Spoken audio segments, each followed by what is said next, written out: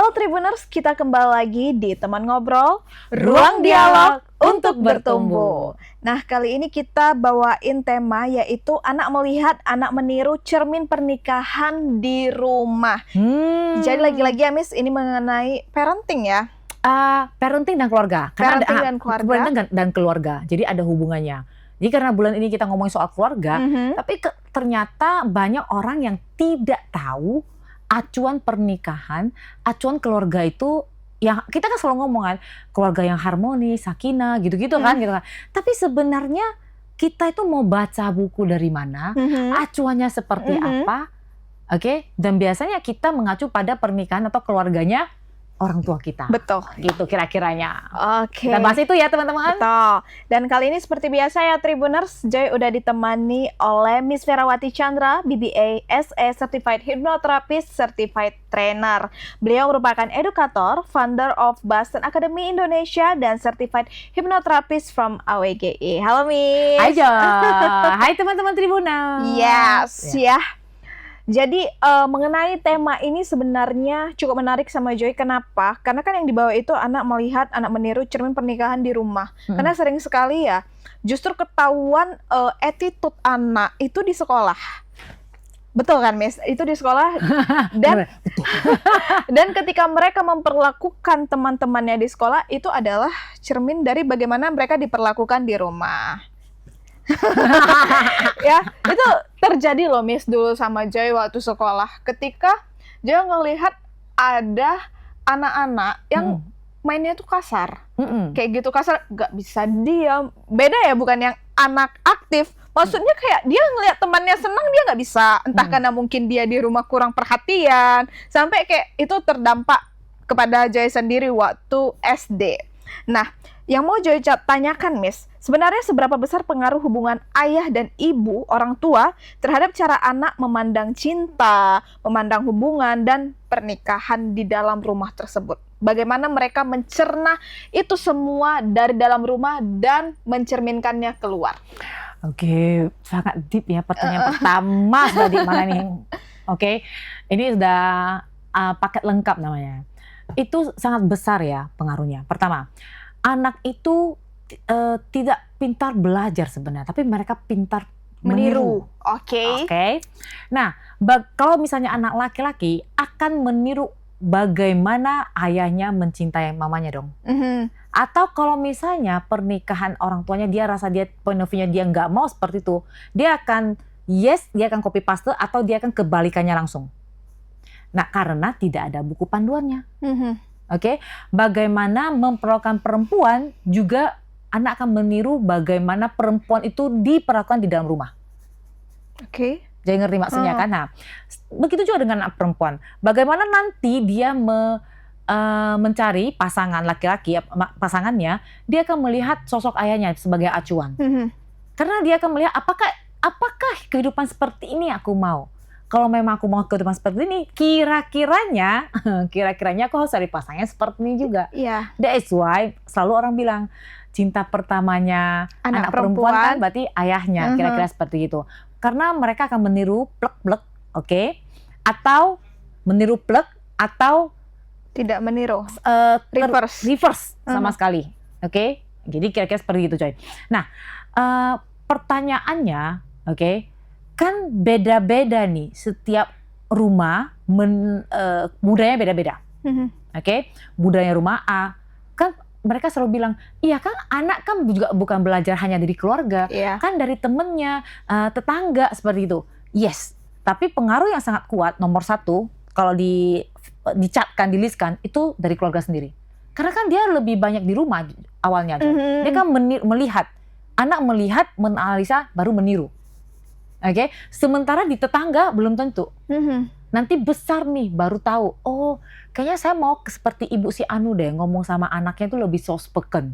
Oh, justru mereka bukan mencontoh yang dari rumah ya? Nah, mereka akan mencontoh dulu atau menganalisa dulu. Kalau cocok dengan diri mereka yes. Tapi kalau tidak cocok, mereka akan ikut yang lain. Tapi pertanyaannya, ada berapa anak yang sudah ready memutuskan mana yang cocok untuk dirinya atau tidak. Iya. Betul kan Joy? Dan seperti tadi yang Joy bilang, ada teman yang kalau mainnya kasar, dia nggak salah loh. Menurut dia nggak kasar. Menurut dia nggak kasar. Oke. Menurut dia nggak salah. Menurutnya. Menurut kita menurut dia anak yang kasar ini dia baru toel kita, toel. Tapi kita korbannya udah jatuh. Oh, paham. Karena kasarnya tiap orang itu sangat beda-beda. Joy ngerti maksudnya kan? Nah, nggak bolehnya misalnya gitu. Kan berbeda dengan peraturan yang sudah saklek. Misalnya mencuri itu salah. Yeah. Oke. Itu sudah hitam atau putih. Kan banyak ranah di dalam rumah tangga ataupun di dalam keluarga itu abu-abu, Joy. Boleh nggak berbohong?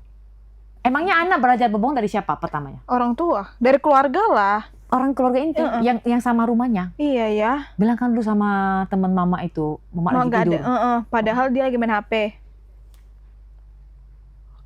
Yang memberi label itu kan mamanya itu berbohong. Terus anaknya bilang, oh mamaku boleh bohong nih. Berarti bohong dibolehkan. Nah ketika anaknya bohong, mamanya marah. Kok kagak boleh? Jadi sebenarnya siapa yang memberikan contoh itu? Padahal orang tua sendiri. Padahal kita sendiri kan tanpa sadar.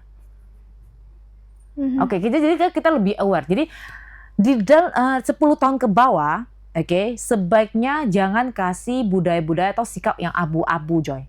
Contohnya? Ya atau tidak langsung. Ini hitam, ini putih.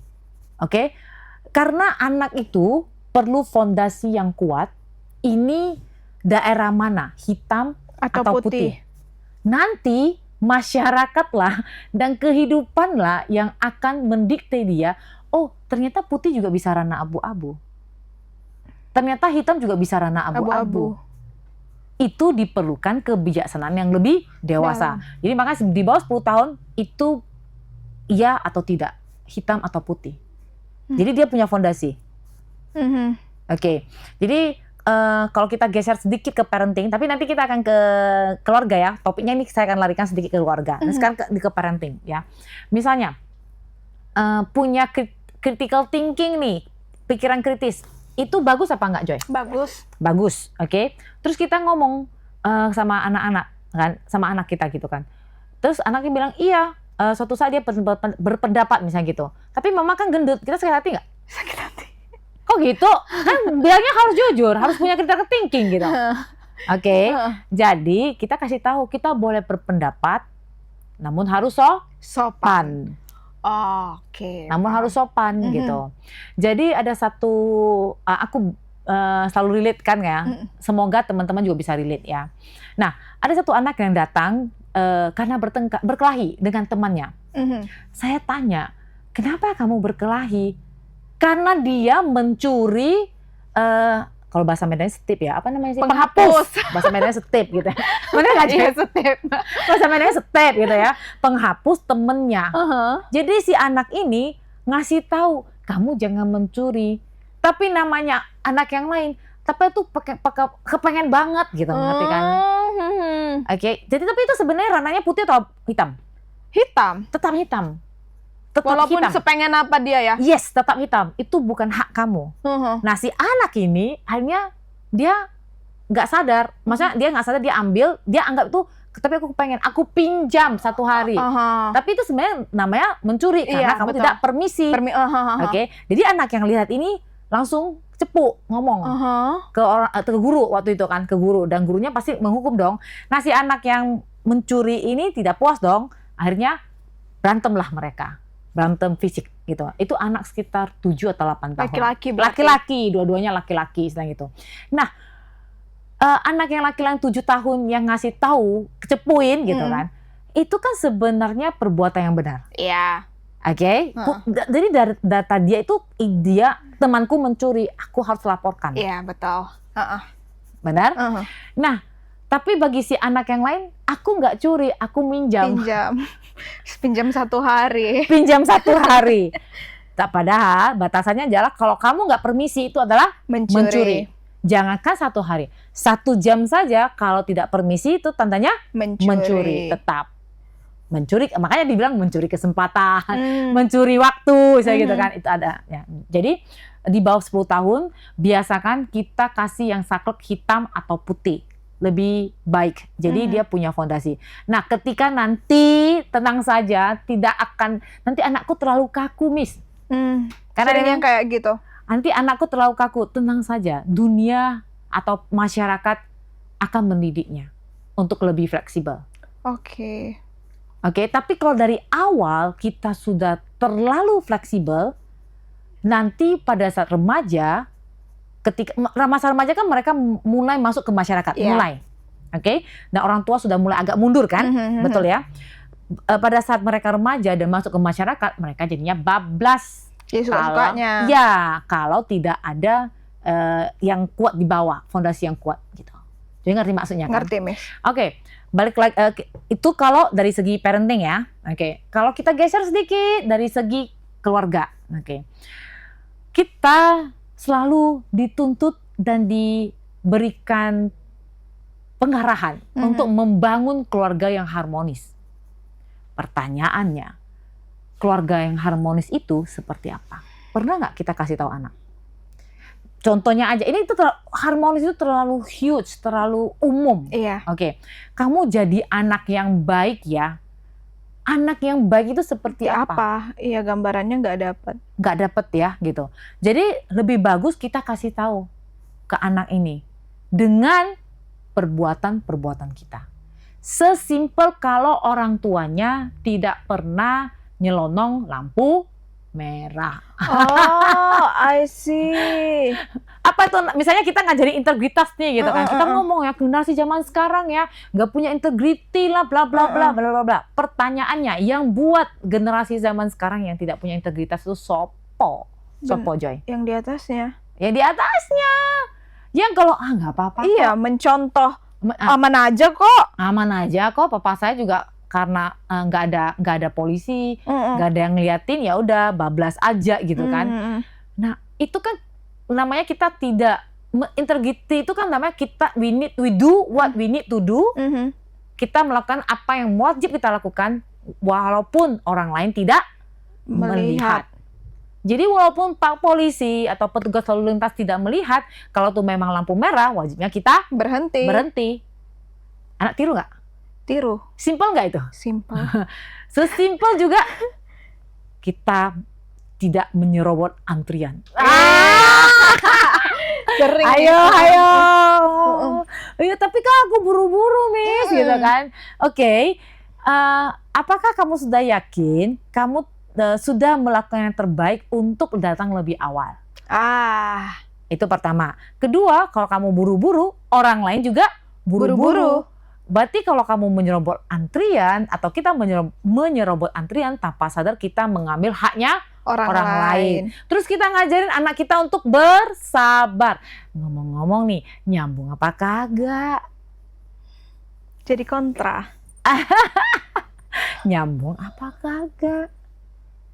Oke. Jadi kalau kita mau memberikan nilai-nilai kehidupan kepada anak kita, kalau kita cuma beri label, anak itu sulit untuk mengetahui. Mengetahui integritas itu apa, komitmen itu apa, konsistensi itu apa. Mungkin orang dewasa kalau dibilang gitu juga belum tentu. Daya tahan itu apa? Bisa dibanting apa namanya? Tahan banting itu apa ya? Ada resilient ya, tahan banting ya. Itu apa? Itu kan sebenarnya nilai-nilai kehidupan yang kita ambil dari sifat, sikap atau perilaku generasi yang sebelumnya, yang kita ambil. Oh, ternyata kalau memang kalau menyontek itu salah, karena itu artinya kita membohongi diri sendiri misalnya gitu. Curang itu salah misalnya gitu. Tapi kalau kita juga menyerobot antrian, kita juga menyerobot lampu merah, kita juga menghalalkan cari ordal misalnya gitu. Nah, apa yang bisa kita ajarkan? Berarti kita sebenarnya memberikan pengajaran nilai-nilai yang malah sebaliknya, yang sudah kita kasih tahu. Bener nggak gitu. Tapi nggak apa-apa selama ini kalau kita merasa, oh berarti aku salah ya gitu kan. Berarti aku salah dong ya. It's okay untuk salah waktu dulu.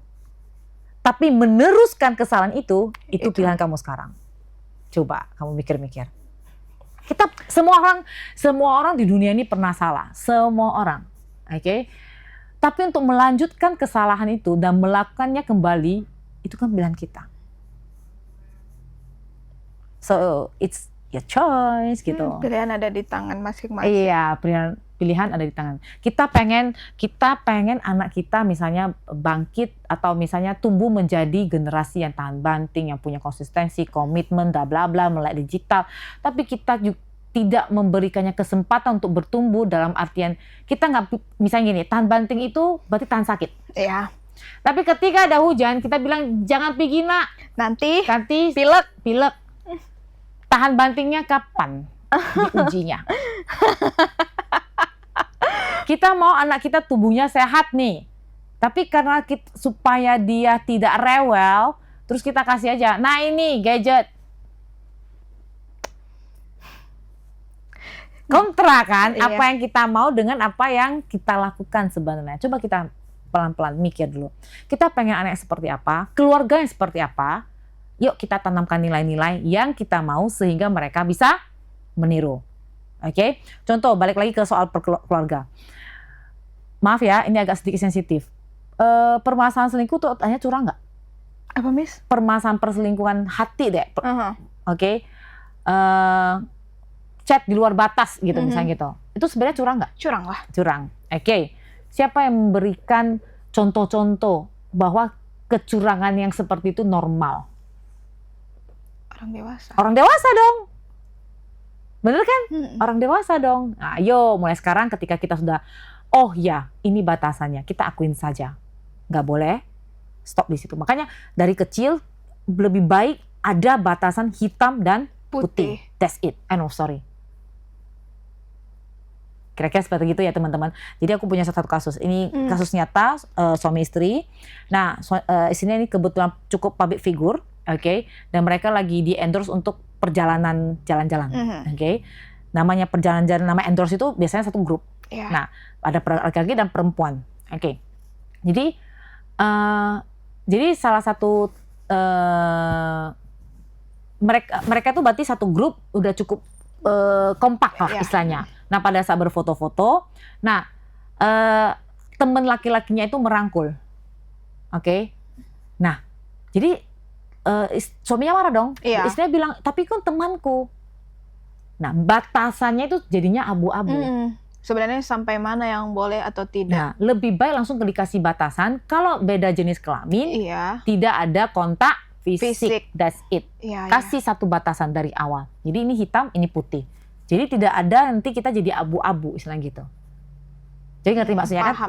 Kalau teman-teman Tribunus punya pertanyaan silakan tulis di kolom komentar. Jadi batasannya seperti apa? Jadi lebih baik kita dari awal kasih batasan hitam, putih sehingga anak kita tahu kalau perempuan itu harus menjaga marwahnya seperti ini, anak laki-laki itu seperti ini gitu. Ngerti kan, Joy? Ngerti, Miss. Kira-kira seperti gitu ya. Gitu. Oke. Nah, Miss, itu kita udah bahas mengenai hal-hal yang bisa ditiru oleh anak. Nah, ini Joy mau tanya mengenai hubungan orang tuanya, ayah ibunya. Kalau semisalnya terjadilah pertengkaran di dalam rumah tangga dan secara nggak sengaja si anak mendengar. Atau melihat karena orang tuanya mungkin udah terlanjur emosi melakukannya di depan anak. Nah, itu gimana kalau si anak sampai meniru dan kalau sudah terjadi, gimana cara untuk pemulihan terhadap si anak? Anak pasti saja akan meniru sebenarnya. Tapi ketika kita tahu bahwa anak sedang meniru, gini, konflik dalam hubungan baik suami istri, pertemanan apapun itu biasanya ada, Joy. Tapi kan ada namanya penyelesaian. Manajemen, makanya namanya manajemen konflik. Oke, anak-anak melihat kita berdebat misalnya, selama debatnya masih debat sehat, it's fine. Oke. Ngerti kan? Dan anak juga akan belajar, mama papaku bertengkar, berdebat seperti ini, nanti mereka akan baikan. Nah, itulah perlu kedewasaan kita sebagai orang dewasa. Jangan ada kata-kata, kau bilang dulu sama mamamu, cepat masakan sayurnya, bapak udah lapar. Itu sering loh. Berarti tanpa sadar kita menarik anak kita dalam pernikahan kita. Ngerti gak? Oke. Kau bilang dulu sama mamamu itu, atau kau bilang dulu sama papamu itu, mama mau keluarkan mobilnya. itu anak meniru loh. Oh ternyata kalau kita lagi berantem itu boleh silent treatment. Jadi sebenarnya mereka belajar silent treatmentnya dari mana? Coba hubungan di sana. Iya ya. Itu pada saat sebenarnya itu adalah masalah pernikahan mereka yang kebetulan orang tuanya kita.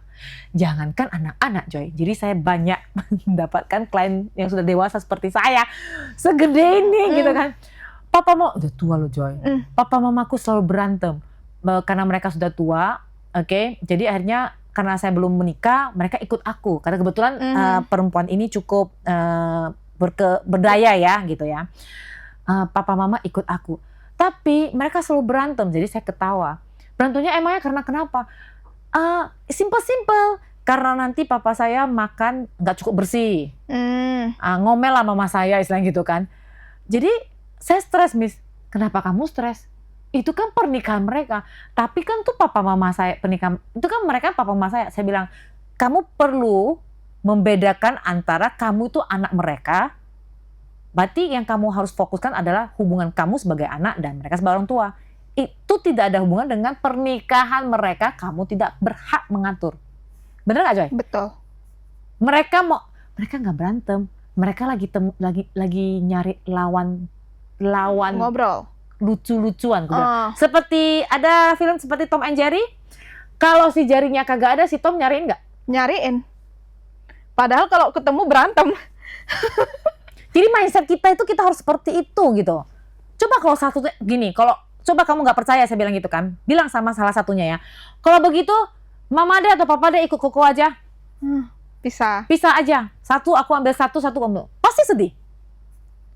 Dan biasanya mana bisa papamu itu tanpa mama, makannya aja nggak bisa ngurus sendiri.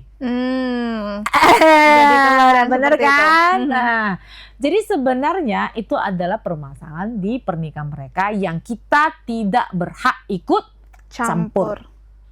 Harmonisnya atau tidak harmonisnya pernikahan mereka itu adalah hak prerogatif mereka.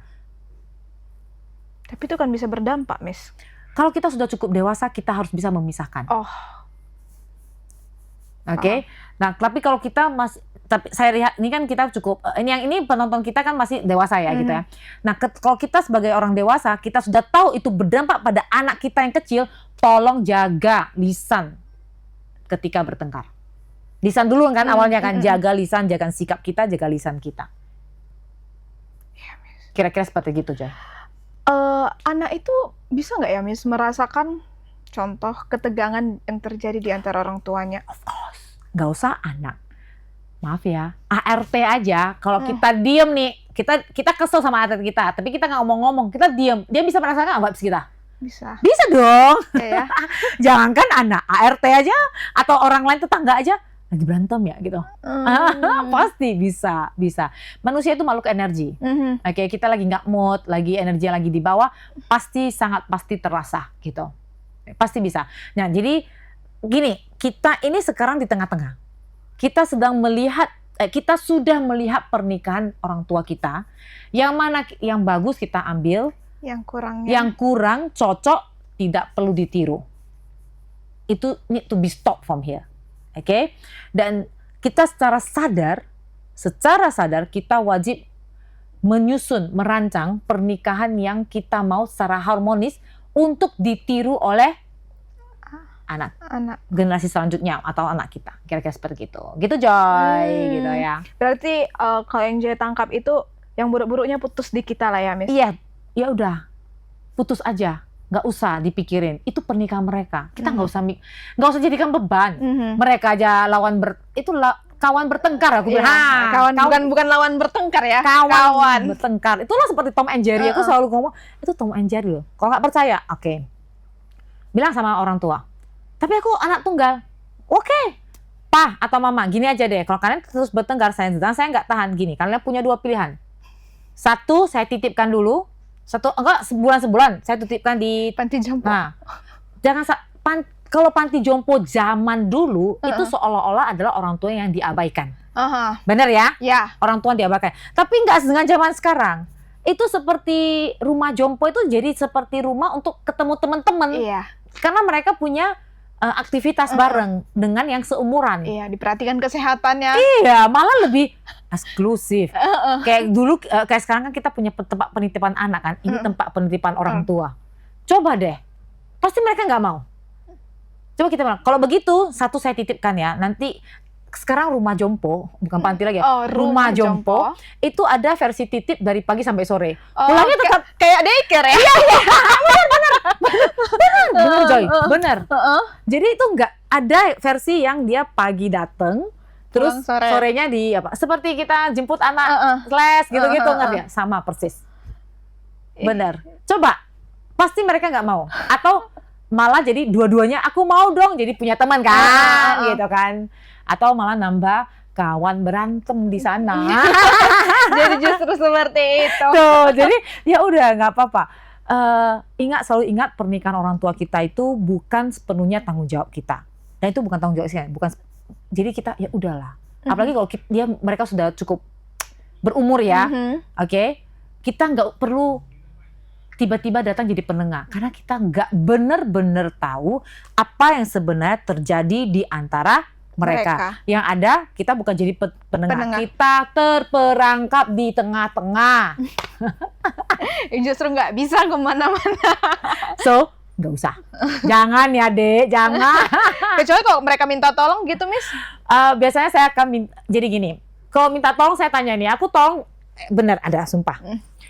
Ini pengalaman pribadi orang tuaku. Oke. Aku tanya nih, ini ngomong curhat ke saya, ini curhat saja,